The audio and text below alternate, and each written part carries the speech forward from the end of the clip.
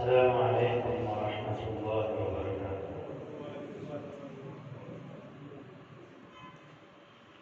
الحمد لله نحمده ونستعينه ونستغفره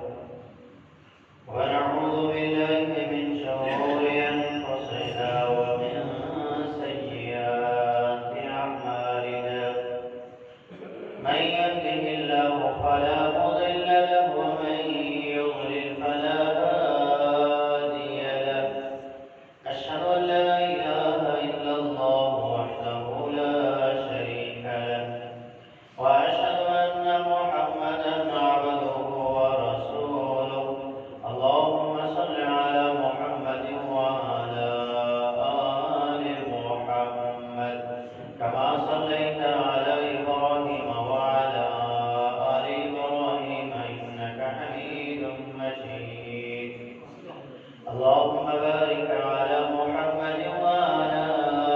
آل محمد كما باركت على إبراهيم وعلى آل إبراهيم إنك حميد مجيد. أما بعد فإن أحسن الحديث كتاب الله وخير الهدي هدي محمد صلى الله عليه وسلم وشر الأمور محدثاتها وكل محدثة بدعة وكل بدعة ضلالة وكل ضلالة في النار. قال الله تبارك وتعالى في القرآن المجيد والفرقان الحميد: أعوذ بالله السميع العليم من الشيطان الرجيم. يا أيها الذين آمنوا اتقوا الله حق تقاته ولا تموتن إلا وأنتم مسلمون. يا أيها الناس اتقوا ربكم الذي خلقكم من نفس واحدة وخلق منها زوجها وبث منهما رجالا كثيرا ونساء واتقوا الله الذي تساءلون به والأرحام إن الله كان عليكم رقيبا.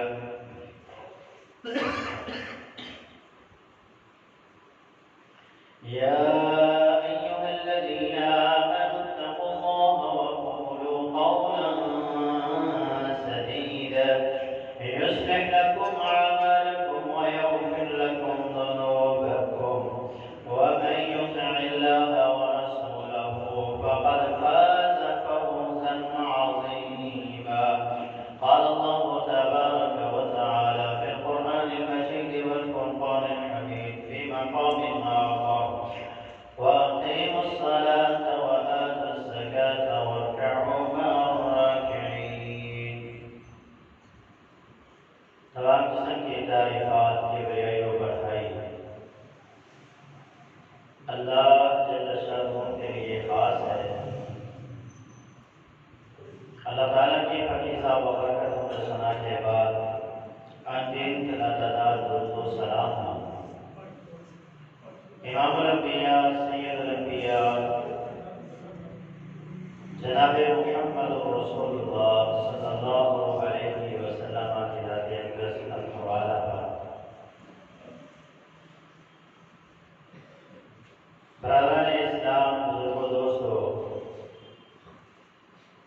गुज़श्ता खुतबा जुम्मत मुबारक में नमाज बजमात की अहमियत और फजीलत के हवाले से चंद एक बातें आप हज़रात के सामने रखी गई, जिसमें ये बातें ज़ेरे गौर थी जिनको हमने बयान किया कि एक मोमिन मुसलमान का जब मस्जिद के साथ ताल्लुक़ बन जाता है तो अल्लाह ताला क़यामत के दिन उस बंदे को अपने अर्शे बरी का साया नसीब फरमाएंगे। इसी तरह इस बात को भी बयान किया गया था कि जब कोई बंदा मस्जिद में आता है तो अल्लाह रब्बुल आलमीन की ज़ात उस बंदे से बड़ी खुश होती है। जिस तरह किसी का अजीज प्यार जब गुम हो जाता है तो गुम होने के बाद अचानक طرح اس کو خوشی ہوتی ہے اس سے زیادہ اللہ تعالیٰ کو مسجد میں آنے والے مومن مسلمان کی خوشی ہوتی ہے۔ اسی طرح جب کوئی بندہ مسجد میں آتا ہے تو اللہ تعالیٰ اس کے ہر قدم پر گناہ معاف کرتا ہے، اس کے درجات بلند کرتا ہے اور اس کے نامہ اعمال کے اندر نیکیوں کو لکھواتا ہے۔ اسی طرح جب کوئی بندہ باجماعت مسجد میں نماز ادا کرتا ہے تو اسے حج اور عمرے کی اللہ تعالیٰ سعادت نصیب فرماتا ہے۔ جب کوئی بندہ مسجد میں صبح کے وقت نماز پڑھنے کے لیے آتا ہے یا شام کے وقت نماز پڑھنے کے لیے آتا ہے، دن کے پہلے حصے میں یا دن کے آخری حصے میں آتا ہے، تو اس کے لیے بھی اللہ تعالیٰ جنت میں ایک مہمان نوازی تیار کرتے ہیں یا اس کے لیے جنت میں ایک محل بناتے ہیں۔ اسی طرح جو باجماعت نماز پڑھنے کے لیے مسجد میں آتا ہے، اگر اسے موت آ جاتی ہے تو اللہ تعالیٰ کی ذات اس کا ضامن ہے کہ اس کو وہ جنت کا داخلہ عطا ہوگا۔ اسی طرح یہ بات بھی بیان کی گئی تھی کہ قیامت کے دن اللہ تعالیٰ ان کو مکمل نور کی ضمانت دیتا ہے، ان کے لیے قیامت کے دن مکمل نور ہوگا جو اندھیروں میں چل کے مسجد میں نماز پڑھنے کے لیے آتے ہیں۔ تو یہ باتیں گزشتہ خطبہ جمعۃ المبارک میں بیان کی گئی تھی۔ آج بھی انشاءاللہ العزیز باجماعت نماز ادا کرنے والوں کو اللہ تعالیٰ کیا کچھ ادا کرتے ہیں، اس حوالے سے چند ایک باتیں آپ حضرات کے سامنے رکھی جائیں گی۔ اللہ تعالیٰ سے دعا ہے کہ وہ ہمیں ہمیشہ باجماعت نماز ادا کرنے کی توفیق عطا فرماتا ہے۔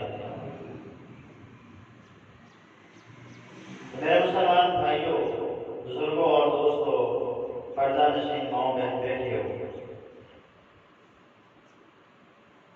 باجماعت نماز کے لیے سب بندی کا بڑا اہم کردار ہے۔ اس وقت تک آپ باجماعت نماز ادا نہیں کر سکتے جب تک آپ سب نہیں بنائیں گے۔ تو باجماعت نماز ادا کرنے کے لیے سب بڑی اہمیت کی حامل ہے۔ سب کس کو کہتے ہیں، اس کی تعریف خود رب العالمین نے قرآن مجید میں بیان فرمائی، سورہ صف ہے، اور اس پر اللہ تعالیٰ نے پوری ایک سورت نازل فرمائی اور فرمایا ان اللہ یحب الذین یقاتلون فی سبیلہ صفا کأنہم بنیان مرصوص، کہ بے شک وہ لوگ جو اللہ کے راستے میں قتال کرتے ہیں صف میں، اور وہ صف کیسی ہے، کأنہم بنیان مرصوص، جس طرح سیسا پلائی ہوئی دیوار ہوتی ہے، جس طرح تانبے کو، لوہے کو پگھلا کر اس کو بالکل سیدھا ایک پلیٹ کی شکل دے دی جاتی ہے، جس میں کسی قسم کا کوئی فالٹ نہیں ہوتا، جس میں کسی قسم کی کوئی دراڑ نہیں ہوتی، اسے رب تعالیٰ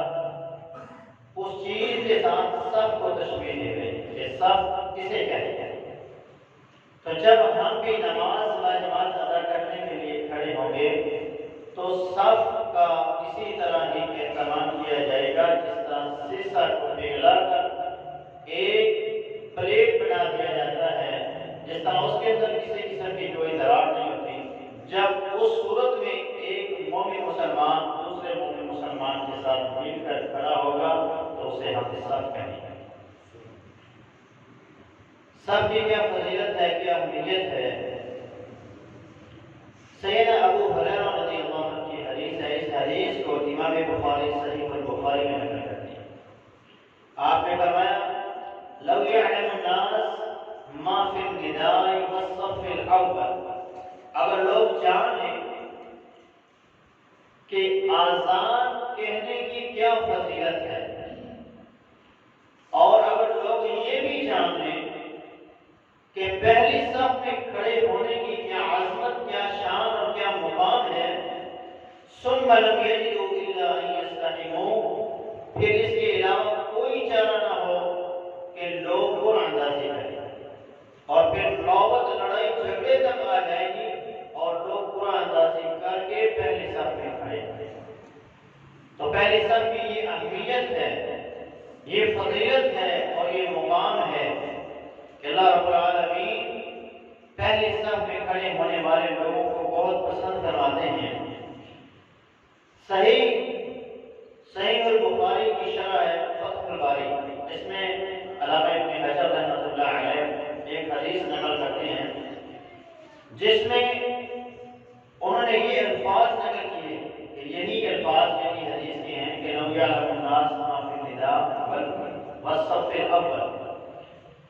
کہ ساتھ انہوں نے یہ اضافہ کیا ہے من الخیر والبرکہ، جو خیر اور برکت رب عطا کریں گے اس کو اگر لوگ جان لیں تو لوگوں کی یہ کیفیت ہے۔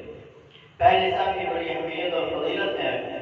اس حدیث کو بیان کرنے والے سیدنا ابی بن کعب رضی اللہ تعالیٰ عنہ،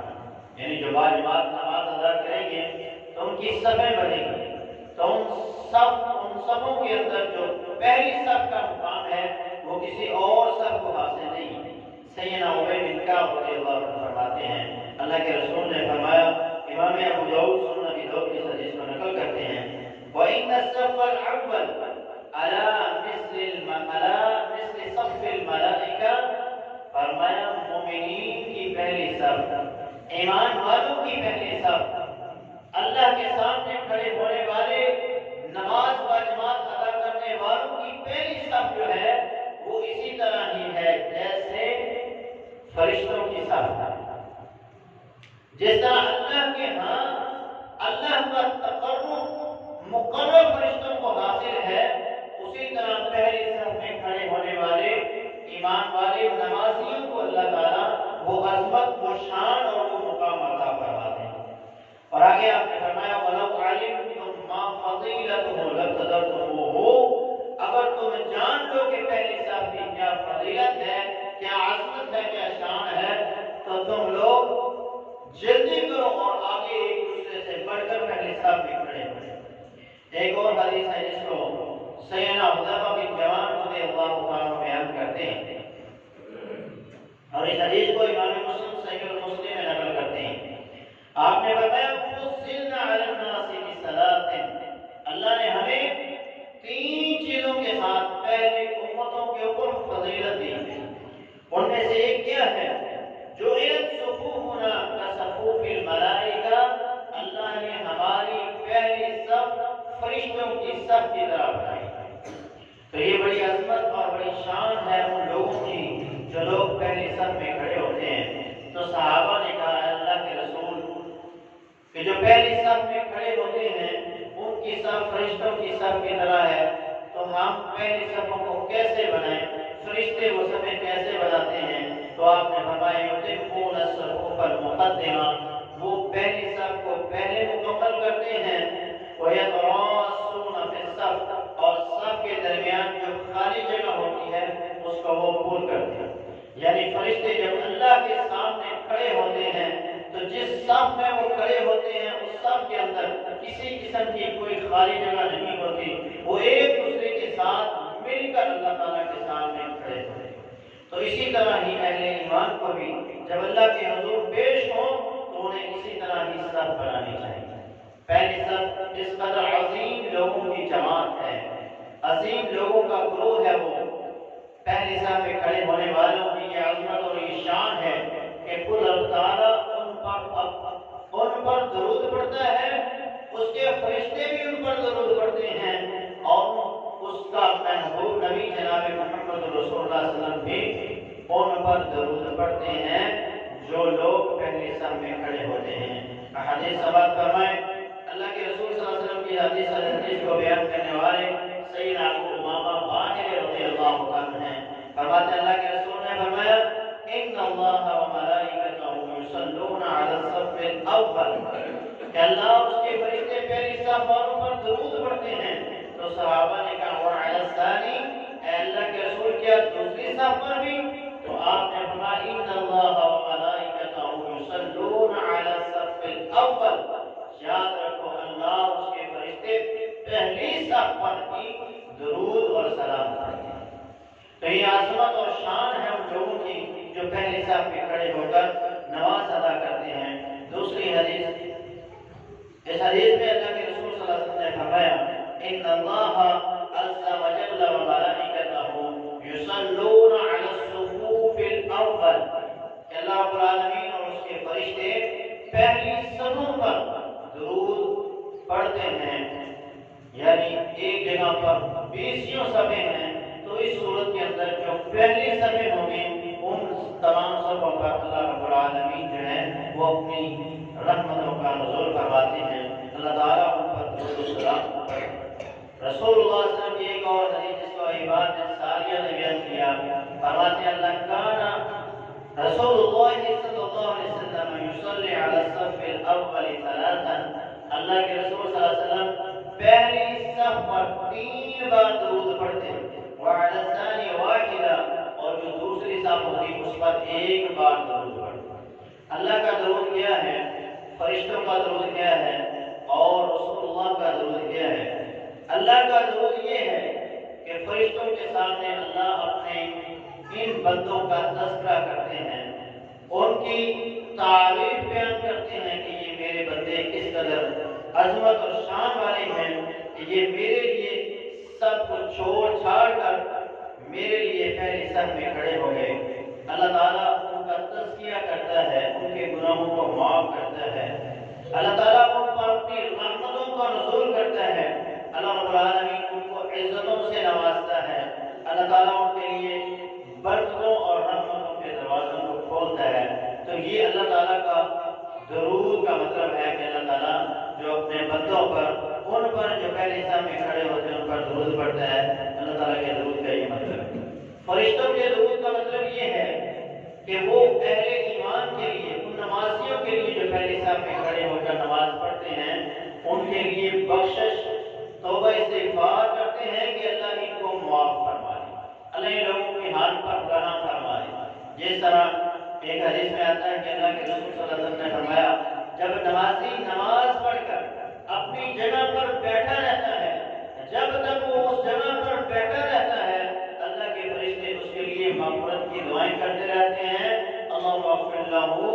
اللہم ارحمہ، اللہ اس کو معاف فرما اور اس پر رحم فرما، ما لم یحدث، جب تک وہ بے وضو نہیں ہوتا،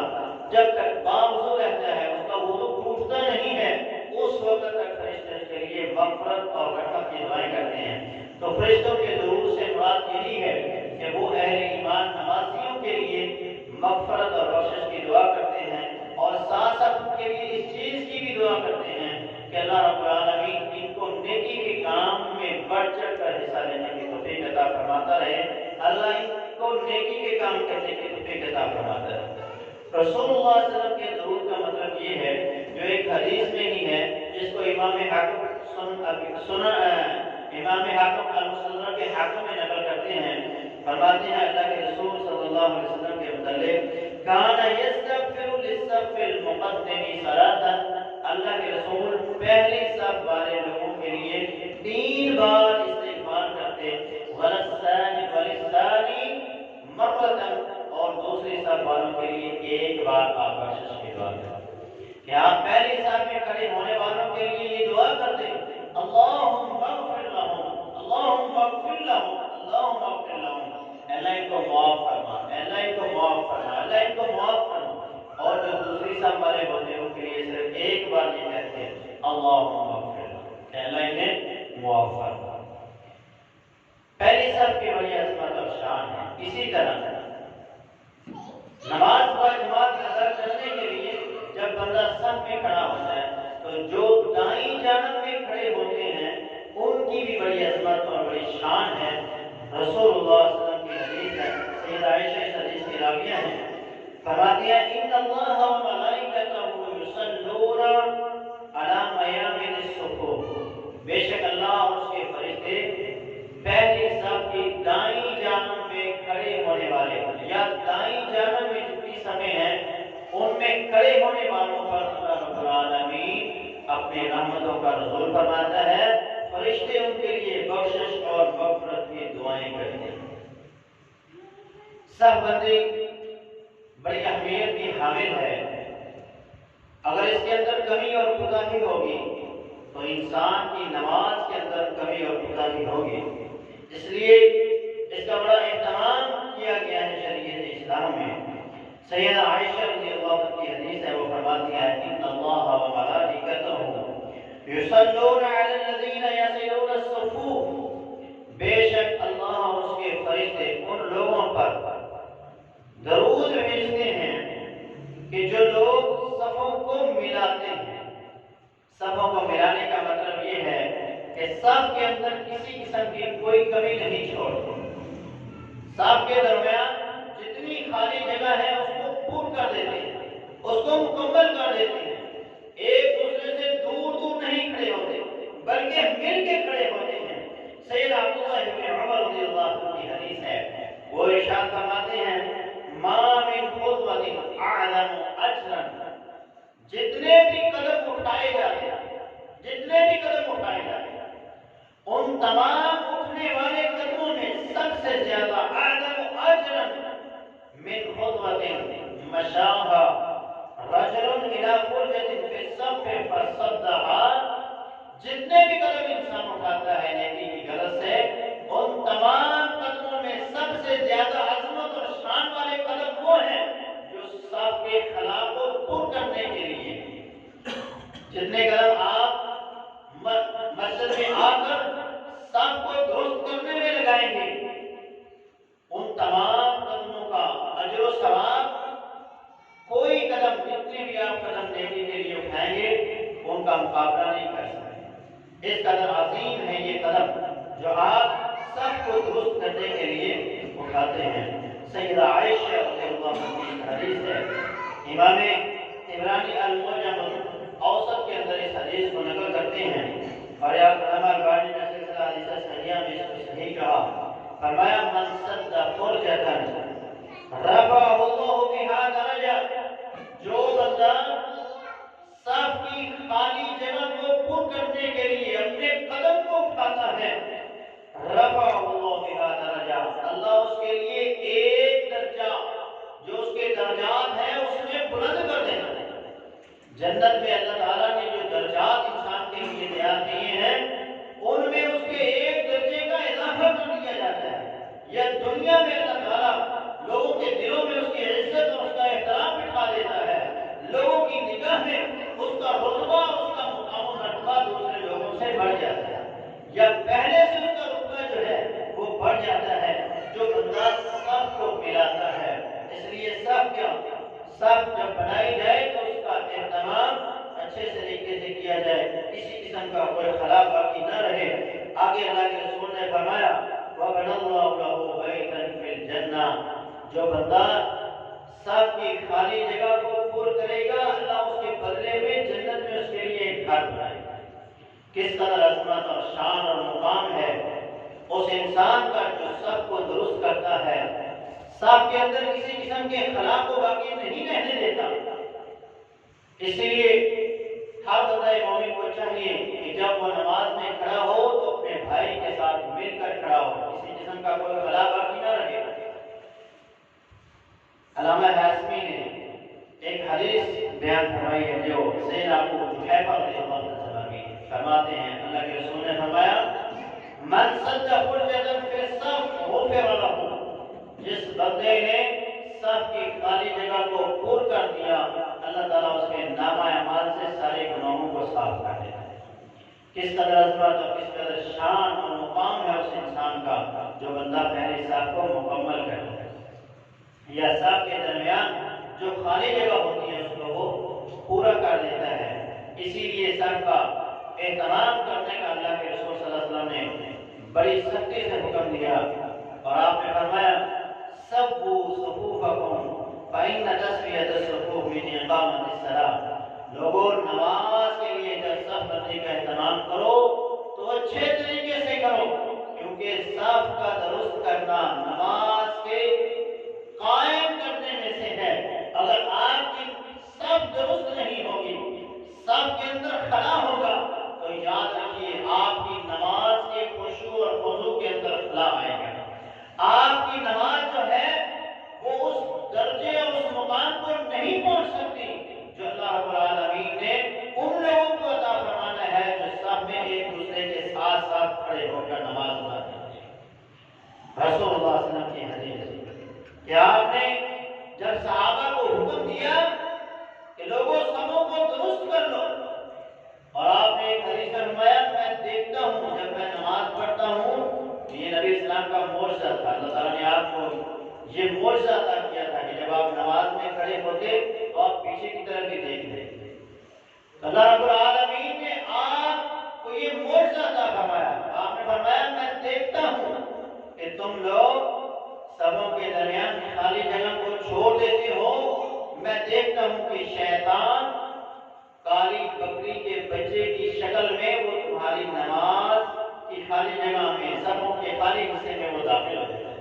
پھر وہ تمہاری نماز کے اندر خلل ڈالتا ہے، تمہیں وسوسوں کے اندر مبتلا کر دیتا ہے۔ اس لیے نماز جب کھڑی کی جائے تو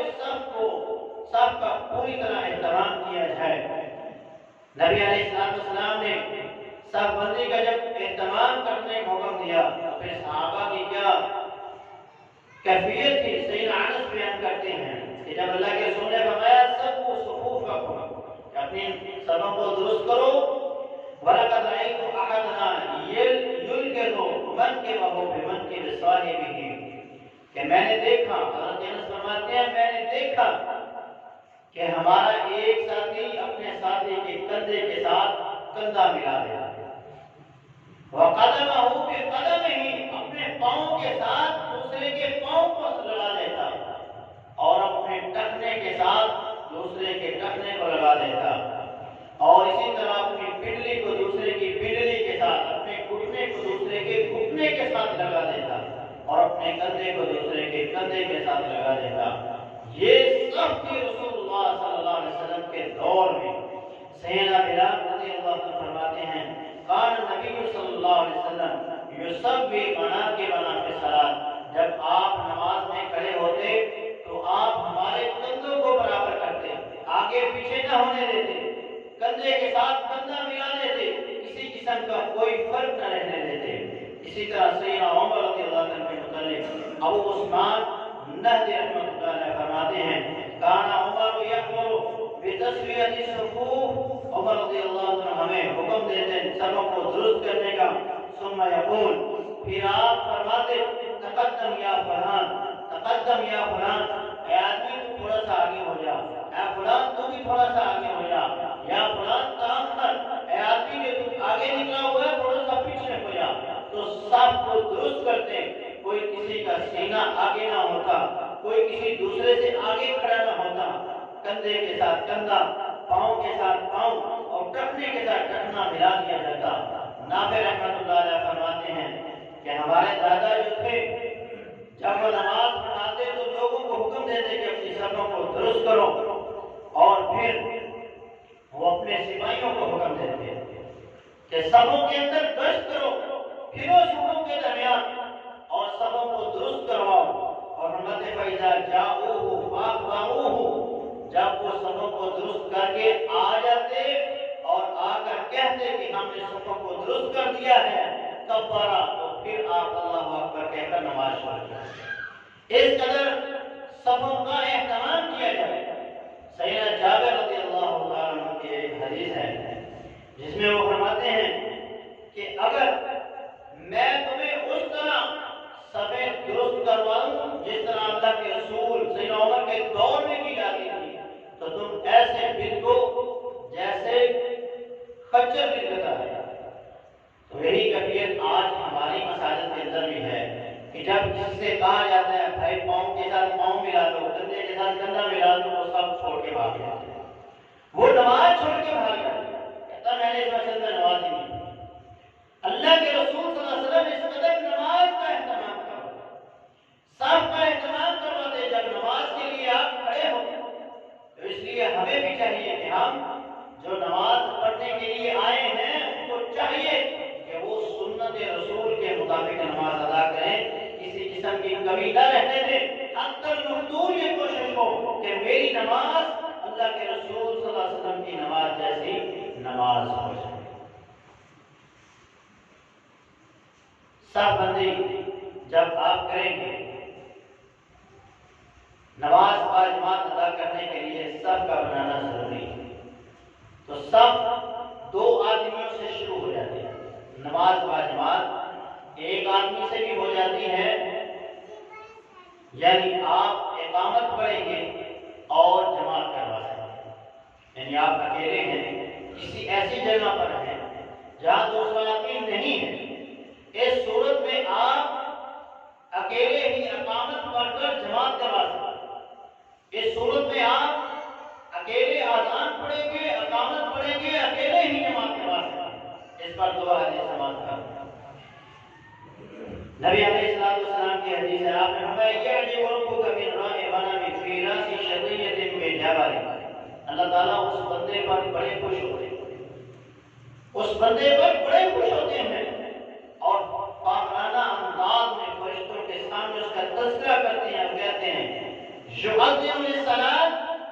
ويصلي فيقول الله عز وجل انظروا إلى عبدي هذا يؤذن للصلاة ويؤذن ويقيم الصلاة. اے میرے فرشتوں دیکھو میرے اس بندے کو، یہ اذان پڑھ رہا ہے، اقامت پڑھ رہا ہے، اور پھر یقام منی، یہ سارے کام مجھ سے ڈرتے ہوئے کر رہا ہے، لوگوں کو دکھانے کے لیے نہیں، یعنی تنہائی میں ہے، اکیلا ہے، کوئی آس پاس دوسرا انسان نہیں ہے، جنگلوں میں ہے یا پہاڑوں میں ہے یا کسی ایسی جگہ پہ ہے جہاں کوئی دوسرا انسان نہیں ہے، اکیلا ہے، اور وہاں وہ اذان پڑھتا ہے، اقامت پڑھتا ہے، نماز پڑھاتا ہے، تو اللہ اس پہ بڑے خوش ہوتے ہیں اور پھر فرشتوں کو کہتے ہیں انظروا الی عبدی ھذا، میرے اس بندے کو دیکھو، یہ اذان پڑھ رہا ہے، اقامت پڑھ رہا ہے، یہ مجھ سے ڈرتے ہوئے یہ کام کر رہا ہے، قد غفرت لعبدی، میں نے اپنے اس بندے کو معاف بھی کر دیا ہے، وادخلتہ الجنہ، اور اس کو جنت کا ٹکٹ بھی دے دیا. کس قدر عظمت اور شان ہے اس بندے کی جو اکیلا نماز پڑھ رہا ہے، جماعت کروا رہا ہے. رسول اللہ صلی اللہ علیہ وسلم نے فرمایا اذا کان رجل بارض طیب، جب بندہ کسی ایسی زمین میں ہو جہاں کوئی دوسرا نہیں ہے، ریگستان ہے، صحرا ہے، فحانت الصلاۃ، نماز کا وقت ہو گیا، یعذب، وہ وضو کرتا ہے، وہ اذان پڑھتا ہے، وضو کرتا ہے، اگر پانی نہیں ملتا تیمم کرتا ہے، فَإِنْ أَقَامَ سَلَّمَاهُ مَلَكَاهُ، اگر وہ صرف اقامت پڑھ کے نماز پڑھتا ہے، یعنی اذان نہیں پڑھتا، صرف اقامت پڑھتا ہے اور نماز پڑھ لیتا ہے، نماز کرواتا ہے اکیلا،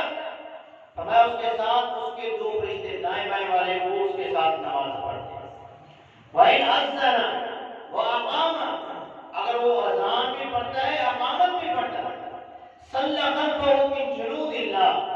تو پھر اس کے ساتھ اللہ کے لشکر آ کر نماز پڑھتے ہیں، مالا یرا طرفاہو، جس کو انسان کی آنکھیں دیکھ نہیں سکتی، اس قدر بڑے لشکر ہوتے ہیں.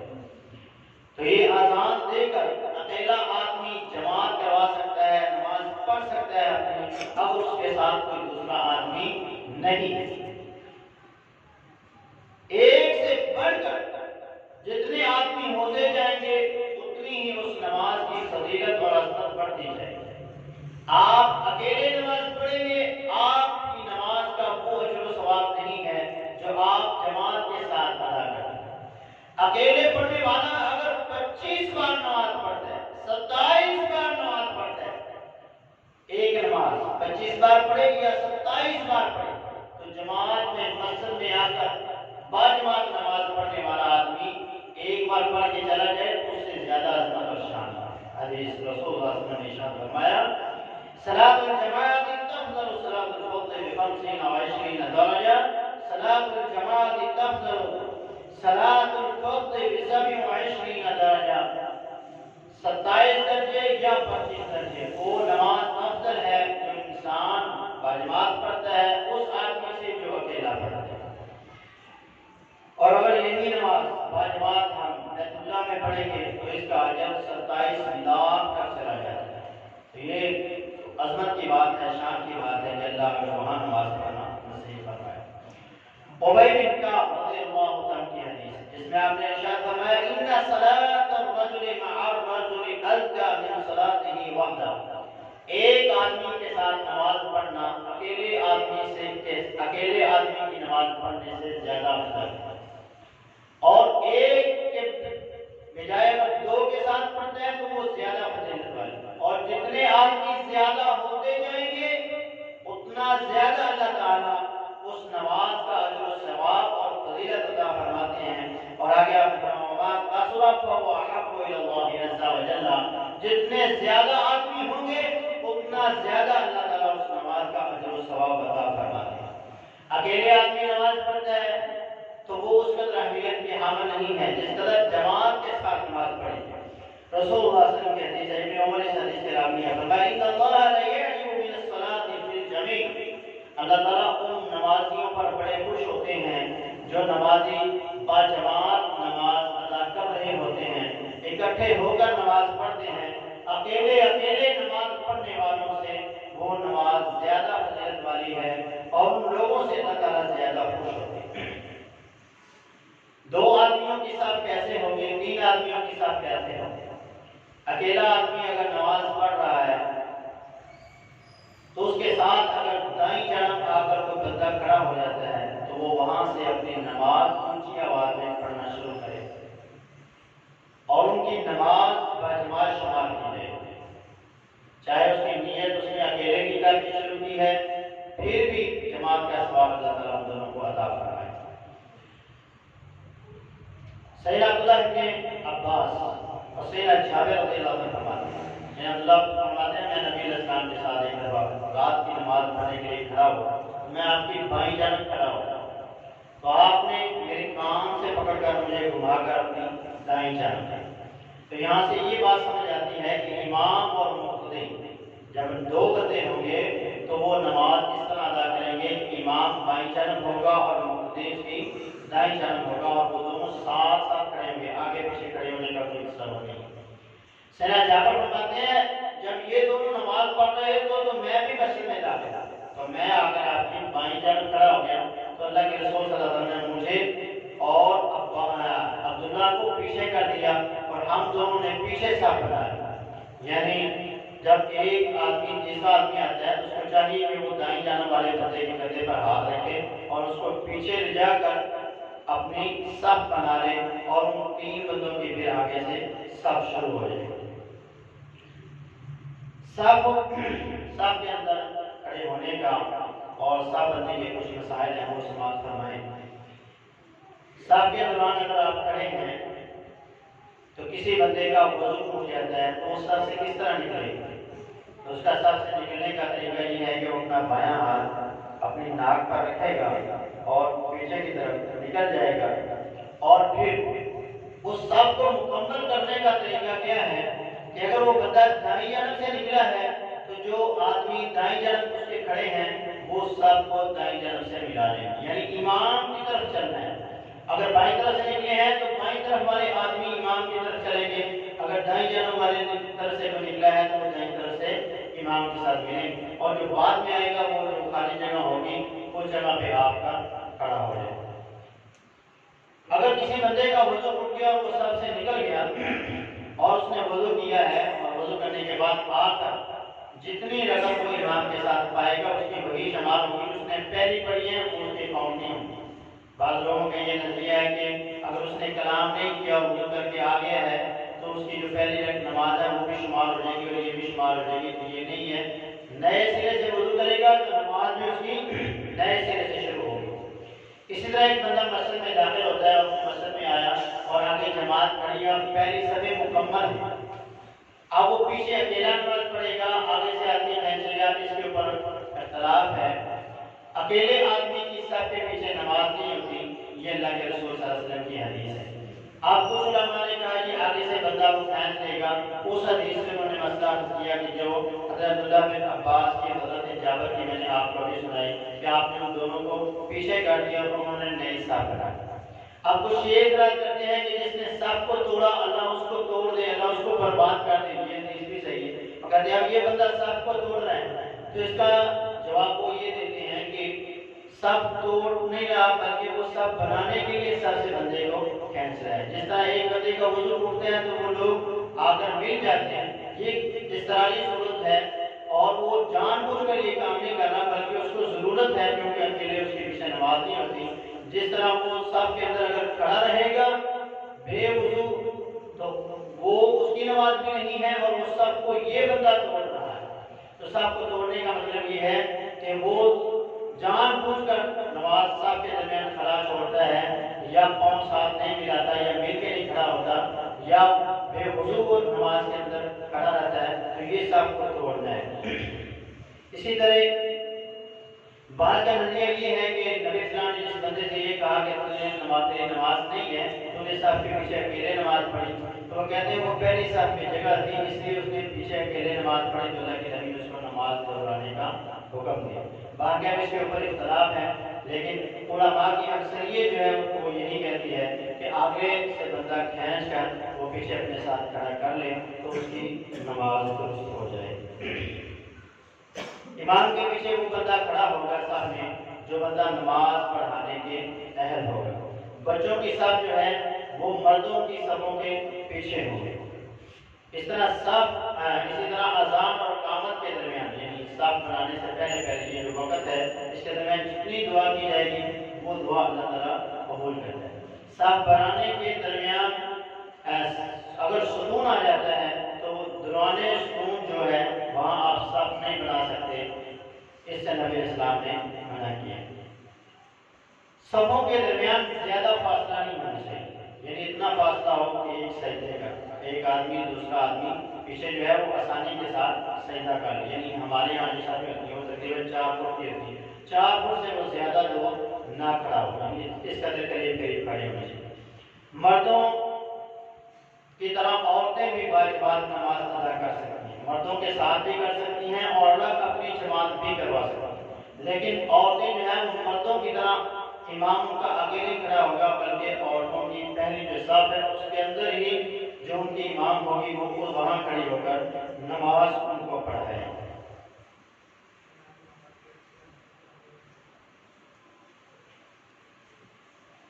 کرسی پر بیٹھ کر اکثر ہمارے یہاں دیکھا جاتا ہے کچھ لوگ کرسی پر بیٹھ کر نماز پڑھتے ہیں، لیکن جب قیام کی باری آتی ہے تو کرسی صاحب میں رکھ کے کرسی کے آگے کھڑے ہو کر نماز پڑھتے ہیں۔ تو نماز جو ہے وہ صف میں بیٹھ کر آپ نماز پڑھیں یا صف میں کھڑے ہو کر نماز پڑھیں، کرسی رکھ کر کرسی کے آگے جب آپ کھڑے ہوں گے تو آپ کی نماز صف میں شمار نہیں ہوگی، آپ سب سے آگے کھڑے ہیں اور صف آپ کے پیچھے ہے، تو اس صورت میں یا تو آپ بیٹھ کے نماز پڑھیں، اگر آپ نے کھڑے ہو کے نماز پڑھنی ہے تو آپ کرسی صف کے پیچھے ہونی چاہیے، آپ سب میں سب کے برابر ہوں، جس طرح کندھے کے ساتھ کندھا ملاتے ہیں، کسی کا آگے پیچھے کندھا نہیں ہونے دیتے، کسی کا سینہ دوسرے کے سینے سے آگے نہیں ہونے دیتے تھے بلکہ ان کے کندھے کے ساتھ کندھا ملاتے تھے، تو جب آدمی اس قدر کرسی آگے رکھ کے کھڑا ہوگا تو وہ 1.5 فٹ دوسری صف سے آگے ہوگا، تو یہ نماز کا درست طریقہ نہیں ہے۔ اللہ تعالیٰ ہمیں نماز با جماعت اور پہلی صف کا اہتمام کرنے کے توفیق عطا فرمائے۔